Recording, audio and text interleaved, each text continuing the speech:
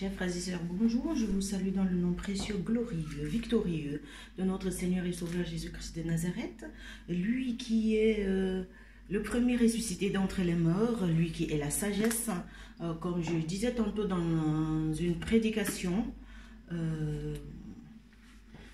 ce que nous allons demander cette année, c'est la sagesse. Alléluia. La sagesse nous apportera tout.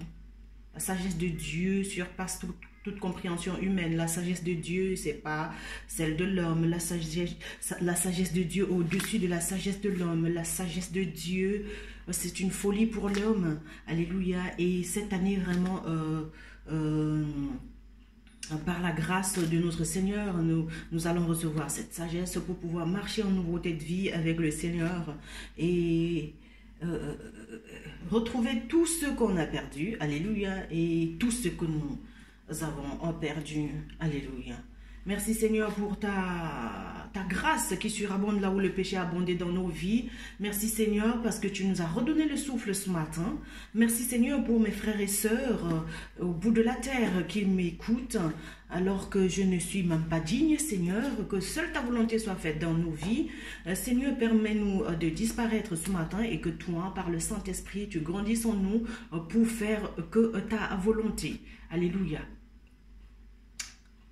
Arikaria karabasa karia karabasondoro shi karia karabalai. Orokobrsha karabashukoro shi. Arabashandaria karabasindoro shi. Arabashakaria karabasindoro shi. Je ne suis rien sans toi, Seigneur. Sans toi, je ne peux rien. Alléluia. Je ne peux rien, je n'ai rien. Je suis nu, je suis aveugle, misérable. Spirituellement misérable. Financièrement misérable, matériellement misérable, je ne suis rien, j'ai besoin d'être riche spirituellement, rempli de ta sagesse Seigneur pour l'année 2019, et vraiment j'aimerais que ta sagesse Seigneur, alléluia, je ne demande rien d'autre, seulement la sagesse de Dieu, pour pouvoir régner avec Jésus, pour pouvoir être heureuse, je veux la sagesse de Dieu et pas la mienne Seigneur, pas la mienne cette année. L'année qui arrive, là, je veux entrer dans cette année avec la sagesse de notre Seigneur. Alléluia. Merci Père pour ta grâce qui surabonde dans nos vies. Là où nous avons échoué, Seigneur, tu viens nous relever la tête parce que toi, tu es Dieu et nous ne sommes que des humains, Seigneur. Nous sommes tes enfants. J'élève mes mains vers toi, signe de reconnaissance que tu es mon Père. Et je veux que tu me portes par ta sagesse dans l'année. Tu me transportes dans ta sagesse en 2019. Pour entrer dans l'année 2019, j'aimerais que tu me transportes, Seigneur. Transporte-moi, que je puisse abandonner ma manière de faire, que je puisse, Seigneur, abandonner ma manière de penser, ma sagesse à moi, que je puisse l'abandonner et te rencontrer, Seigneur, dans ton cœur et connaître la sagesse de Dieu. Je veux la folie de Dieu parce que la sagesse de Dieu, c'est une folie pour l'homme. Je veux être folle, Seigneur. Je veux être folle, alléluia, de ta sagesse. Alléluia. Faire les choses folles avec toi, Jésus. Je veux aller en aventure avec toi, Seigneur. Remplis-moi maintenant, Seigneur. Je veux faiblir et que toi, tu puisses être fort en moi. Fortifie-moi, Seigneur. Sois fort maintenant, Seigneur. Sois fort maintenant, Seigneur. Grandis en moi, Seigneur. Je veux régresser et que toi, tu grandisses en sagesse et en puissance ce matin afin que cet évangile soit prêché avec efficacité. Tu sais que je ne sais pas prêcher. Je ne sais pas. Je ne sais pas, je suis un bébé. Oh, robo shakaria karabala, edadabatito tobashi, arabatito kodo, adakadabaso, odokodo, adikikoroba, abashaka, alab, adikika, ala, akarabashi, araba, arikaria karabasi. Alléluia. Le Saint-Esprit témoigne que nous sommes les enfants de Dieu. Enfant, ça veut dire je sais rien. Je ne sais pas. Je ne sais pas, jusqu'à présent. Je ne comprends pas. Je veux me laisser transporter, conduire par le Seigneur. Je ne sais pas. Ce monde dans lequel nous vivons est tellement compliqué. Et Dieu est créateur, il crée des situations tellement compliquées. L'être humain est tellement compliqué, il ne se connaît même pas. Et si on ne se connaît pas, comment on va connaître Dieu?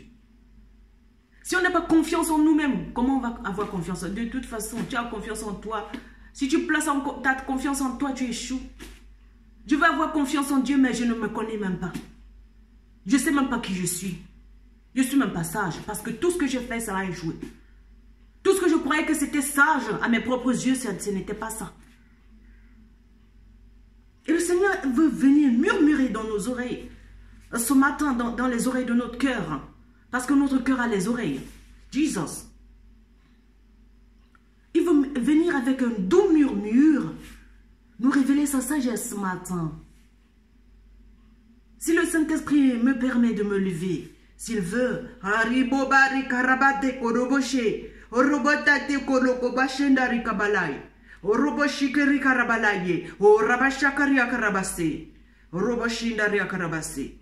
veux pas être au contrôle de quoi que ce soit. Quelqu'un me demandait ce que c'est que ces langues que je parle. Le parler en langue, c'est un ministère. Il faut lire la parole de Dieu. Alléluia, c'est un don de l'esprit, le parler en langue. Ça, c'est la langue des anges. Alléluia. Mais ça ne fait pas de moi quelqu'un de plus que toi, mon frère, ma soeur. Ça ne fait pas de moi Dieu, je suis aussi comme toi. Alléluia. Demande au Seigneur, il va te donner. Parce que quand on parle en langue, ça veut dire le Saint-Esprit est là et nous disparaissons. Il est au contrôle de tout, on ne contrôle plus rien. Tu acceptes que tu es un bébé et le Saint-Esprit, il parle dans ta bouche. Et le Saint-Esprit, il t'amène dans des choses que tu ne sais pas. Et le Saint-Esprit te révèle Jésus-Christ et le Saint-Esprit te révèle qui tu es. Il s'agit de ça. Tu acceptes que tu es un bébé. Oribato kikala basheku lokobati arabateta kobubasti aleka basheke tokobashe arabasheki kokarabashe aribadata kabache batata. Tu acceptes d'être un bébé parce que le bébé il parle. Tu n'entends même pas le sens, mais Dieu il sait ce que le bébé parle. Il s'exprime dans la langue des anges et tu ne comprends pas. Et Dieu se révèle aux petits-enfants. Alléluia, la Bible dit, le royaume des cieux est pour ceux qui se comportent comme des petits-enfants. Si tu te comportes comme un petit, c'est-à-dire dans ta pensée, tu te dis, Seigneur, je ne sais pas, ma pensée me fait échouer, je ne sais pas. Toi, parle dans ma bouche, fais ce que tu veux avec moi, marche avec moi, fais marcher mes pieds où tu veux, amène-moi où tu veux, fais-moi parler à qui tu veux, même si je ne veux pas. Fais-moi aller où tu veux, même si je ne veux pas. Fais-moi accepter qui tu veux, même si je ne veux pas cette personne.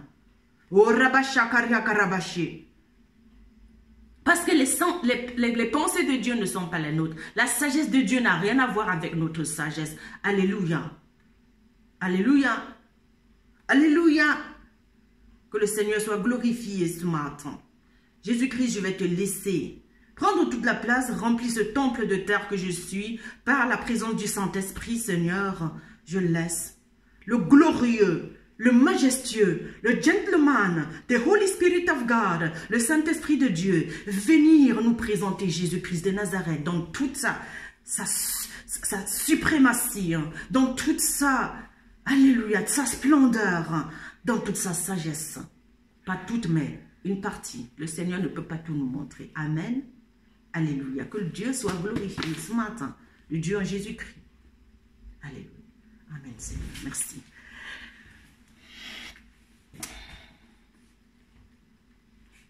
Sagesse et mauvais désir.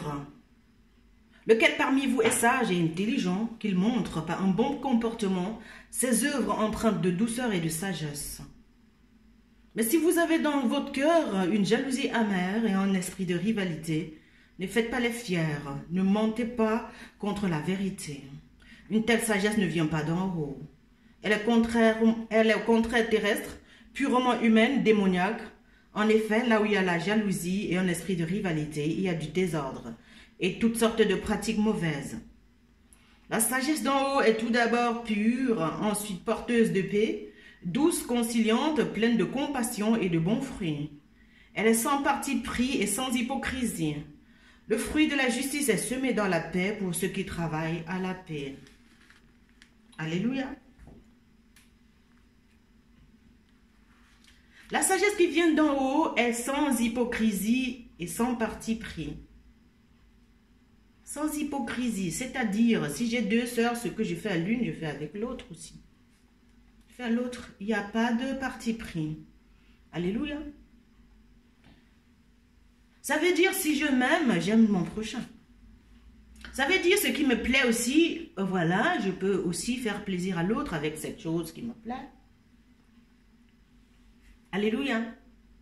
Si j'ai quelque chose que j'ai reçu de quelqu'un, ça m'a fait du bien, je transmets à l'autre un bonjour. C'est simple. Quelqu'un m'a dit bonjour ou bien je t'aime et j'ai senti bien dans mon cœur, je me suis senti bien, c'était très bon quand j'ai reçu ça. Je suis sûre qu'il y a quelqu'un qui a besoin de ça aussi.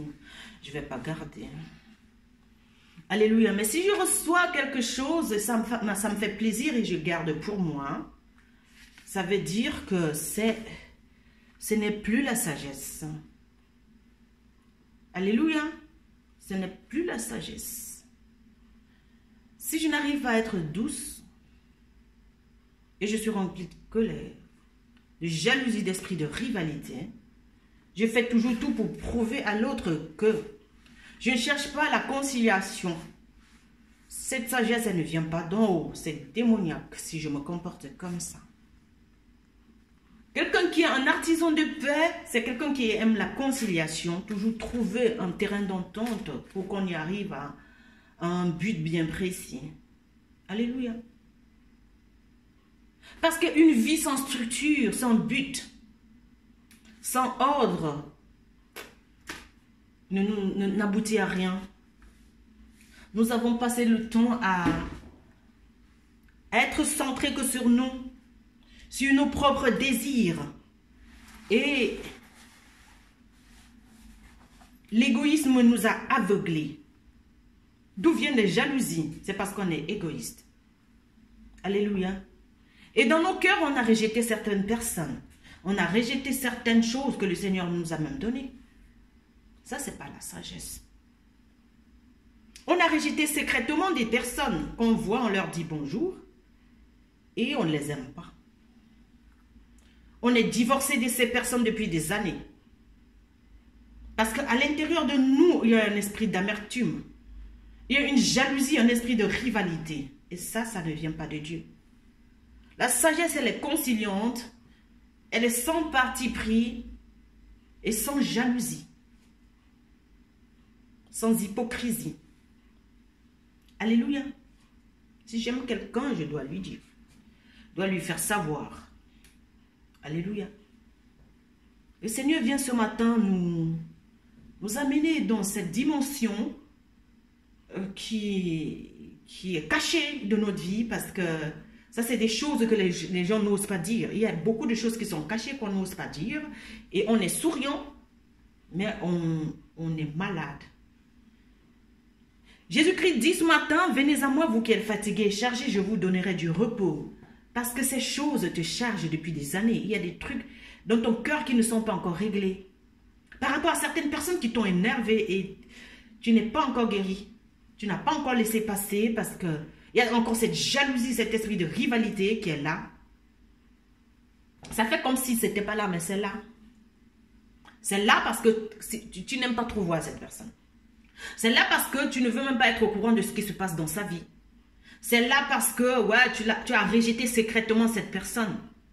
Et tu dis que toi, c'est ta soeur, que c'est ton frère, que c'est ton fils, que c'est ton si, que c'est ta fille. Mais c'est faux. Le Seigneur nous appelle ce matin à la conciliation, à trouver un terrain d'entente. Alléluia. La Bible dit que Jésus, he was moving with compassion. Le Seigneur a la compassion. Quand il voyait un malheureux, c'est la compassion d'abord qui le faisait bouger, aller vers cette personne. Alléluia. Pas l'esprit de rivalité. Parce si on veut aimer quelqu'un, on va trouver quoi que ce soit pour aimer quelqu'un dans cette personne. Mais si tu veux aussi détester quelqu'un, il y a beaucoup de raisons. Donc aujourd'hui, le Seigneur nous appelle à oublier le mauvais côté dans telle situation ou dans telle personne et voir le bon côté de cette personne et le bon côté de cette situation. Joseph a été vendu en Égypte par ses propres frères. Il a travaillé en Égypte comme un esclave. même étant esclave, il avait un bon cœur. Il continuait à servir jusqu'à ce qu'on l'accuse faussement. Et même quand on l'a accusé faussement, il n'a pas manqué de respect à la femme de Potiphar qu'il a accusée. Et on l'a jeté en prison. Une fois en prison, il a continué à utiliser ses dons. Alléluia, parce que Dieu était en train de le transformer pour lui donner un grand poste de gouverneur. À l'époque, c'était comme premier ministre. Donc après le pharaon, c'était lui. Et après toutes ces années de souffrance, Dieu l'a élevé à un poste de premier ministre, c'est-à-dire gouverneur dans ce pays d'Égypte. Et après ça, ses parents ont eu faim, c'est-à-dire sa famille qui l'a vendu. Parce que Joseph, il est fils de Jacob, il faut que je vous rappelle. Il faut lire la Bible dans la Genèse. Et ses frères qui l'ont vendu ont eu faim, ils sont venus en Égypte pour acheter à manger, mais c'est Joseph qui s'occupait de tout ce qu'il y avait à manger. C'est lui qui était gouverneur sur toute l'Égypte. Il avait gardé assez à manger. Et quand ses frères sont venus, ils n'ont pas reconnu Joseph. Et Joseph s'est révélé à ses frères. Il ne les a pas rejetés. Il ne les a pas rejetés. Donc Dieu va nous faire passer par certaines choses pour travailler notre cœur afin que nous ne puissions pas rejeter ceux-là qui nous ont fait mal. Afin que nous ne puissions pas rejeter la situation-là qui nous a fait mal. Que nous puissions voir ce qui nous a fait du bien dans cette chose, ce qu'on a appris, ce qu'on est devenu. Et finalement, Joseph va avoir un enfant, 2 enfants. Il y a un qui s'appelle Ephraïm. L'autre s'appelle Manassé. Ephraïm, ça veut dire, j'ai été béni dans le pays de mon affliction. Dans cette situation qui m'a fait mal, finalement m'a béni. Jesus, et a béni ma famille. Et Manassé, c'était le premier enfant de Joseph, que Joseph a appelé, il a appelé Manassé, ce qui veut dire l'oubli, c'est-à-dire j'ai oublié le mal que mes frères m'ont fait. J'ai oublié le mal que j'ai eu chez Pharaon, dans le pays d'Égypte, c'est-à-dire chez Potiphar, quand je servais, on m'a accusé faussement. J'ai oublié tout le mal que j'ai eu en prison. J'ai oublié tout le mauvais côté. J'ai appris de mes erreurs. C'est ce que ça veut dire en quelque sorte. Je n'ai pas regardé mes oppresseurs comme des méchants. Alléluia. Ça m'a servi de leçon, cette situation, cette épreuve. Pourquoi le Seigneur aimerait que nous ne passions pas des épreuves? Parce qu'il veut nous rendre sages. La sagesse ne peut pas venir sans les épreuves. Alléluia. Donc si tu as encore la jalousie, l'esprit de rivalité, l'hypocrisie, ça veut dire que tu n'as même pas encore commencé. Dieu va te faire passer par les épreuves. Le Seigneur ne veut pas te tuer, mon frère, ma soeur. Le Seigneur ne veut pas te maltraiter, en fait. Le Seigneur aimerait que tu sois sage, à sa manière. Jesus, Jesus, Jesus, I love you, Lord. Thank you, Holy Spirit, for your marvelous presence right here. In the mighty name of Jesus. Donc, vraiment, tu devrais dire merci pour chaque épreuve. Merci parce que de ces épreuves vont venir la sagesse. Parce que la Bible nous dit que dans chaque situation, il faut rendre grâce à Dieu. Pourquoi? Parce que le Seigneur, c'est un éducateur. Parce que chaque situation qui vient dans nos vies, chaque épreuve par laquelle on passe, c'est pour être enseigné, c'est pour tirer une leçon. Alléluia. Et il y a des gens qui chassent les épreuves. Il y a des gens qui refusent les épreuves.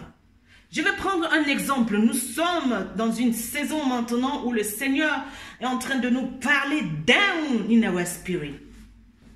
C'est-à-dire, il parle à notre esprit. Dieu, il est esprit, il parle à l'esprit de l'homme ce matin. Nous allons voir le cas de Joseph et Marie. Joseph avait bien préparé le mariage. Mais ça n'a pas eu lieu en son temps voulu. Parce que quand Dieu veut nous faire passer par les épreuves, nous n'allons plus faire comme on veut. C'est Dieu qui règne. Tout ce qu'on a organisé, c'est tout, ça bascule. C'est la contradiction. Tout est à contresens. La vie est à contre-courant. On ne comprend plus rien.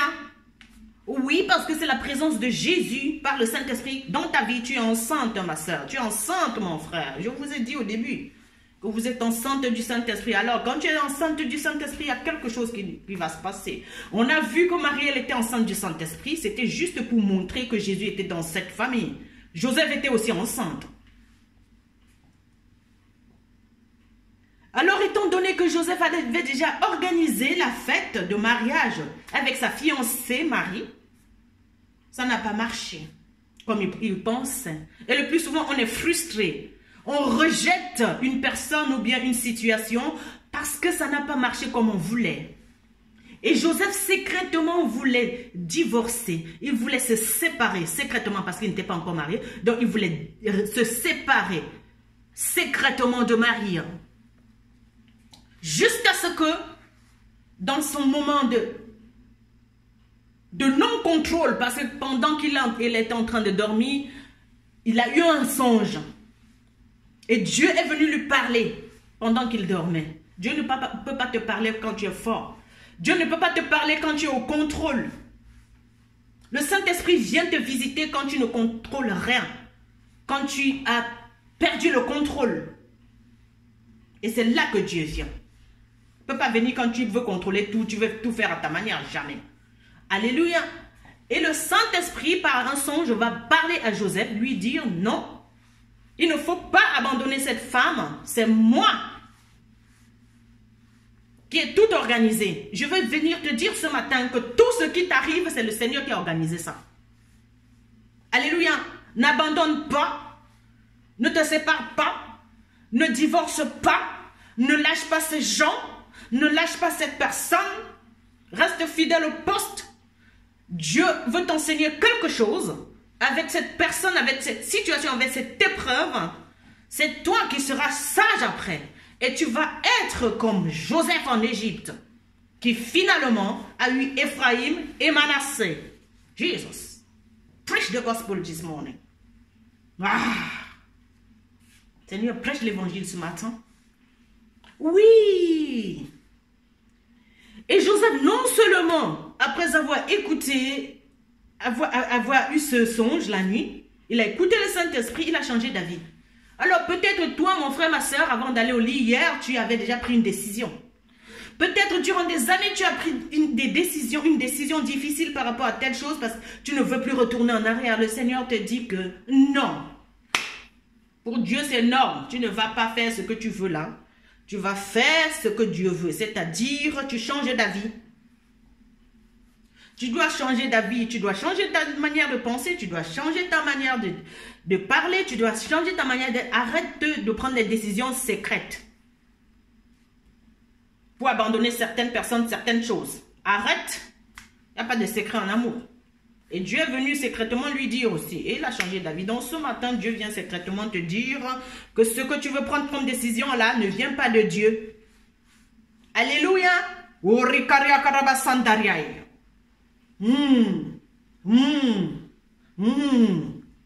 Alléluia. Yes.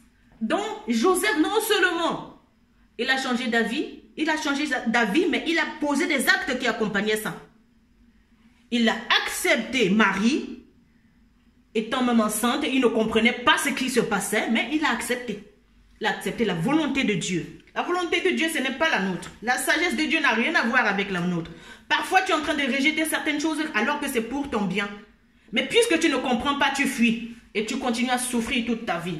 Et il y a beaucoup de souffrances dans nos vies aujourd'hui parce qu'on a fui certains endroits, parce qu'on a fui certaines familles, parce qu'il y a certaines femmes qui ont fui leur mari parce que c'était dur, elles ne comprenaient pas. D'autres ont fui cette femme-là parce que c'était dur, ils ne comprenaient pas. Parce que la femme-là ne faisait qu'à sa tête, elle ne faisait que ce qu'elle voulait, selon eux, mais ils ne savaient pas que c'était le plan de Dieu pour pouvoir transformer le couple. Jesus. Certaines personnes ont rejeté leurs enfants, rejeté leurs neveux, leurs nièces et tout ça, rejeté leurs cousins, rejeté les membres de leur famille, leurs amis, fui un poste de travail juste parce qu'ils ne comprenaient pas. Mais ils n'ont pas compris la volonté de Dieu dans cette affaire. La Bible nous dit dans le livre d'Éphésiens 5, cherchez quelle est la volonté de Dieu. Ne marchez pas comme des fous. Alléluia, ne soyez pas comme des fous. Ne marchez pas comme des fous, mais soyez remplis de l'esprit. Marchez comme des sages. Alléluia. Donc ce qui te fait mal là, c'est ce qui va te rendre sage. C'est ce qui va te rendre sage. Et la sagesse, c'est tout ce qu'il nous faut pour vivre heureux sur cette terre. Et nous allons voir qu'après ça, dans le livre de Matthieu, chapitre 16, chapitre 26, Joseph, il va poser les actes qui vont accompagner sa foi, accompagner le songe. Il a cru en Dieu.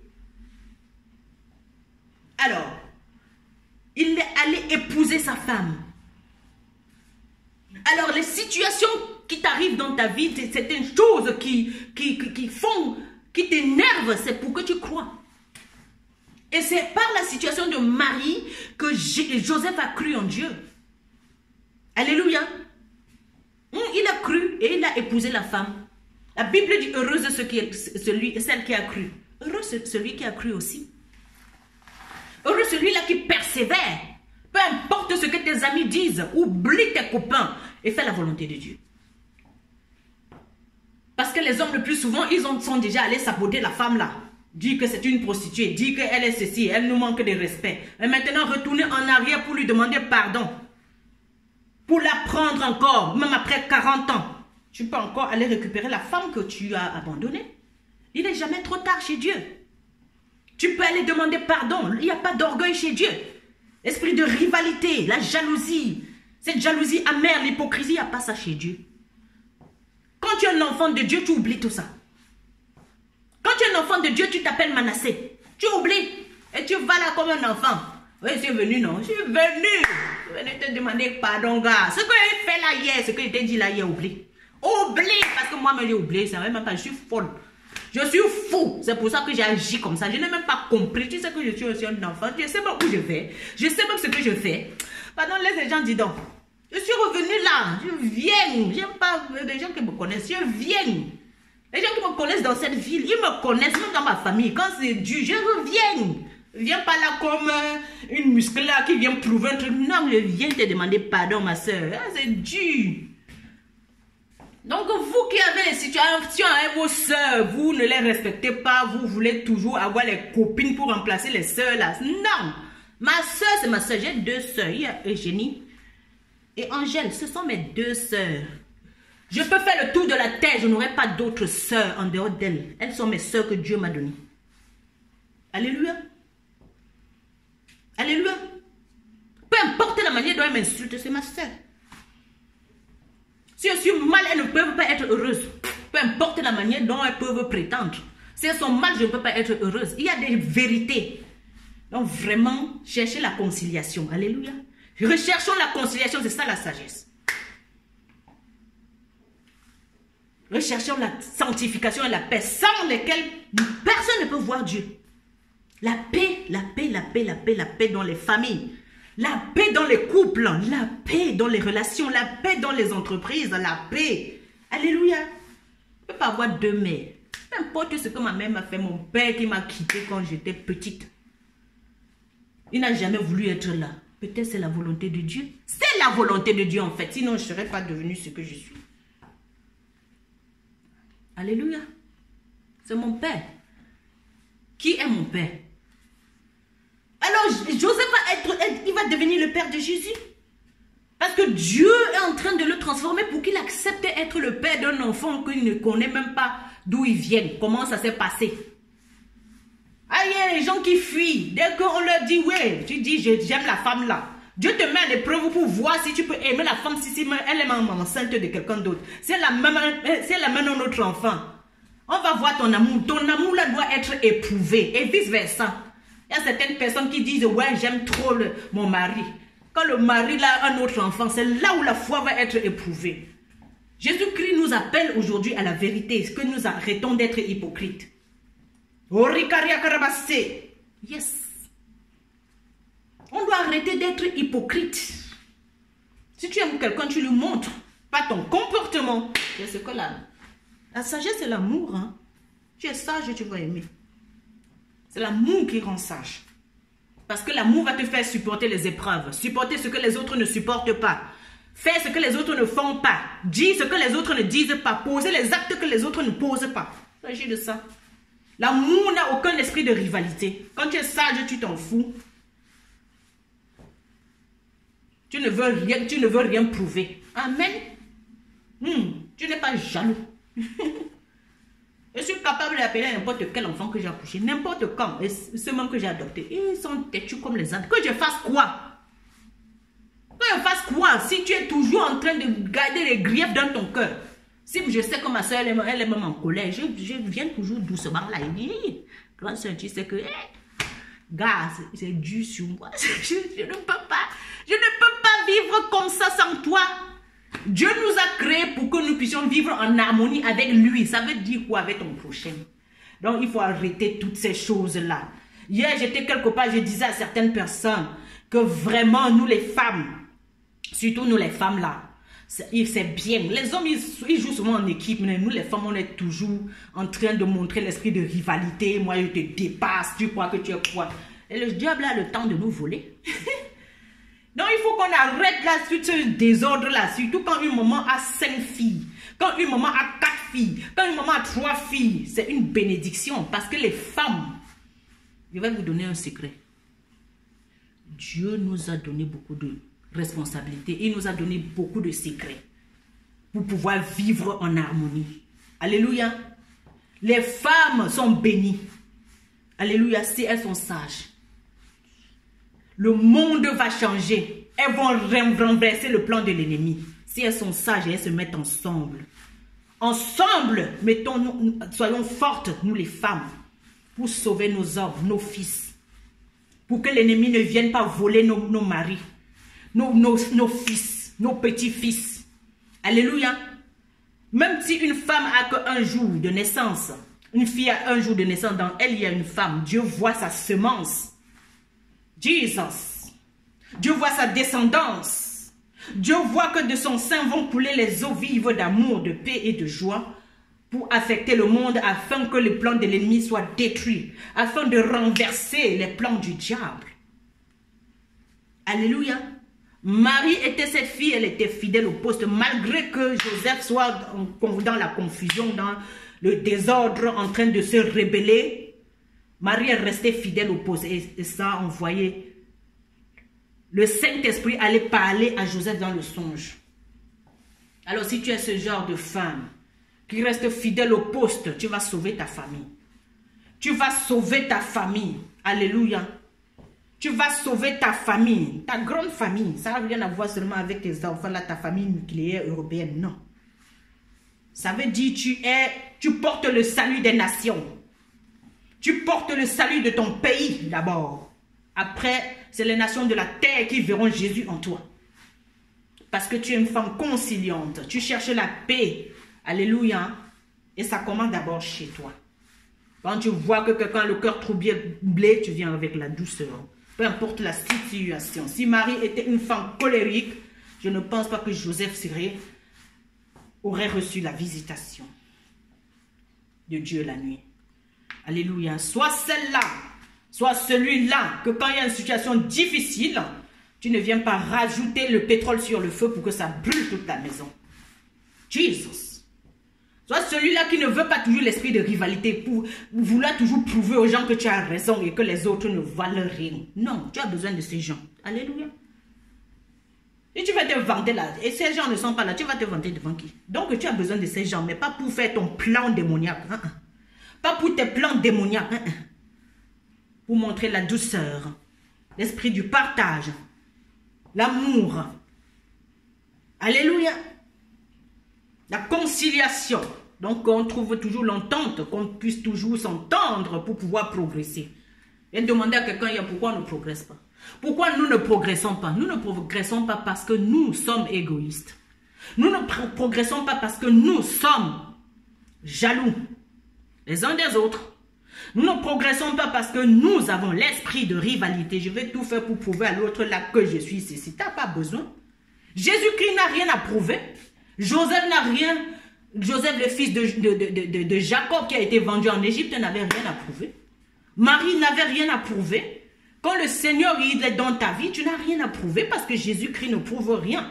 Il sait qui il est. Amen. Si tu sais qui tu es, tu fais ce que tu dois faire et tu t'en fous de ce que les autres disent ou pensent de toi. C'est ça qui fait ta valeur. Ta valeur se définit par le sacrifice que tu fais. Alors, ce que tu fais et que les gens sont en train de bavarder, là, c'est ton sacrifice. Continue à faire ce sacrifice. Aime les gens. Sois rempli de douceur quand il y a l'amertume quelque part. Sois rempli, sois un artisan de paix. Quand les gens viennent toujours avec le trouble. Jesus. Continue à aimer quand les gens sont remplis de haine. Et c'est comme ça que les gens seront guéris autour de toi. Et toi-même, le Saint-Esprit, en faisant ça, le Saint-Esprit te révèle qui tu es. C'est-à-dire, il nettoie aussi ta part de péché. Alléluia. Il t'enlève aussi ce qui te perturbe. Alléluia. Il te délivre aussi. Quand toi, tu sais faire du bien. Amen. Nous n'avons rien à prouver. Ça ne sert à rien d'être autant orgueilleux, avoir l'esprit de rivalité. Ça a donné quoi depuis des années? Qu'on veut toujours montrer aux gens qu'on est ce qu'on n'est pas. On veut paraître tout le temps. Ça ne sert à rien. Vraiment, Seigneur, remplis-nous de ta sagesse cette année. Nous voulons être des exemples pour la génération future. Jesus. Nous voulons être des exemples dans nos familles, Seigneur. Nous ne voulons pas juste parler, mais nous voulons agir. Agir. Ouah. Agir. Agir en sagesse, Seigneur. Mais nous ne pouvons pas être sages si tu ne nous donnes pas cette sagesse. Nous te demandons encore beaucoup de sagesse, Seigneur, pour entrer dans cette année 2019. 2019. 2019. Dans le nom puissant de Jésus-Christ, nous te disons merci, Papa. Merci pour tout ce que tu es dans nos vies. Merci pour tout ce que tu fais. Merci pour ta grâce qui surabonde là où le péché a abondé dans nos vies. Merci pour ta douceur, Seigneur. Merci pour ta sagesse. Merci pour ton esprit de conciliation. Alléluia. Merci pour ta paix qui surpasse toute compréhension humaine.